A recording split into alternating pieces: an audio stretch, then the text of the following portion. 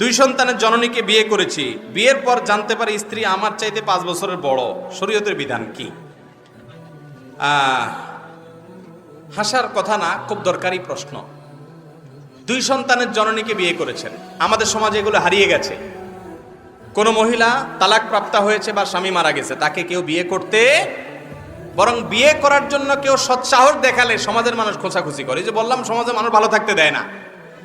আপনি যদি স্যাক্রিফাইস করেন, একজন বিধবাকে বিয়ে করেন, একজন তালাক প্রাপ্তা, হয়তো তার স্বামী খারাপ মানুষ ছিল, আপনি জানেন, তাকে বিয়ে করলেন, তো আপনি নিঃসন্দেহে তাকে স্যাক্রিফাইস করলেন, তাকে বিয়ে করে তার উপকার করলেন, আপনি আল্লাহর কাছে সওয়াব পাবেন।